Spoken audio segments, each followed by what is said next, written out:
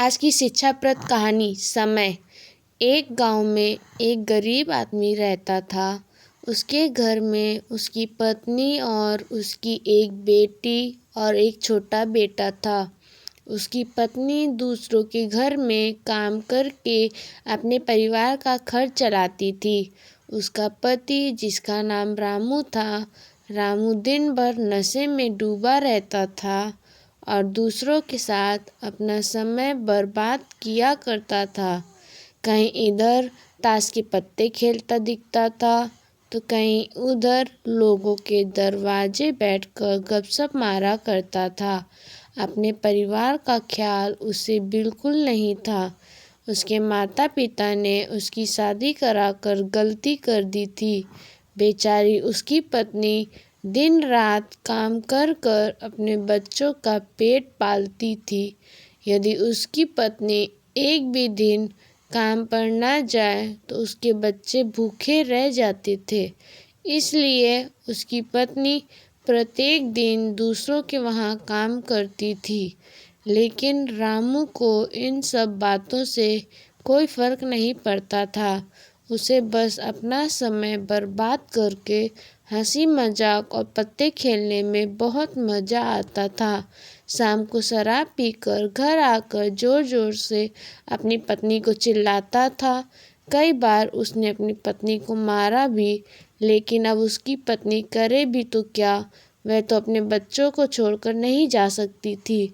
रामू को जो कोई भी समझाता था, रामू कुछ कार्य करा करो, पैसे कमाया करो, अपने परिवार का खर्च तो उठाओ, तुम्हारे 2 बच्चे हैं, तुम्हारी पत्नी है, उनकी देखभाल करो, ऐसे अपना समय क्यों बर्बाद करते हो। रामू उसके ऊपर बिगड़ जाता था और कहता था, तुम्हें इससे लेना देना क्या, मैं कुछ भी करूं, यह मेरा जीवन है, मैं तुम्हारे घर में खाता हूँ क्या। इसके कारण कोई भी गांव का सदस्य इससे इस विषय में बात ही नहीं करता था। वह सुबह खाकर निकल जाता था और रात में शराब पीकर आता और अपनी बीवी के ऊपर गुस्सा करता था। ऐसा ही कुछ दिनों तक चलता रहा। कुछ दिनों बाद संसार में एक ऐसी बीमारी ने जन्म लिया जो मानव जाति के लिए अत्यधिक खतरनाक थी। चारों तरफ उस बीमारी का कहर था।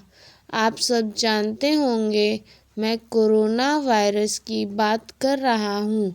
जब सरकार द्वारा लॉकडाउन लगा दिया गया था, तब चारों तरफ लोगों का एक दूसरों के वहाँ आना जाना बंद हो गया था।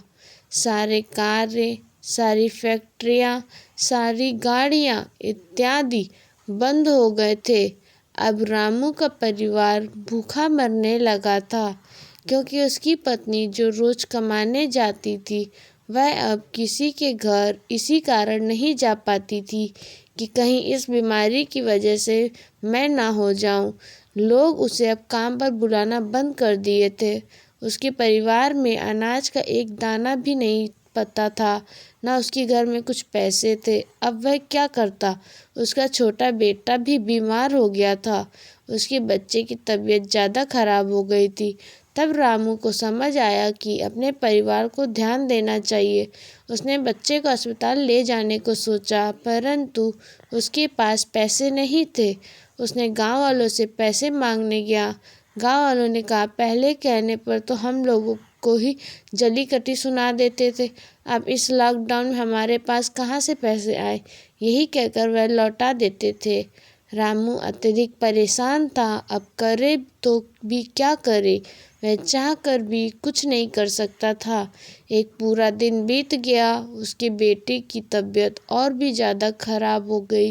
तभी किसी तरह उसकी पत्नी ने जहाँ काम करती थी वहाँ से कुछ पैसे जुटा कर लाई और अब रामू अपने बच्चे को हॉस्पिटल ले जाने की तैयारी की।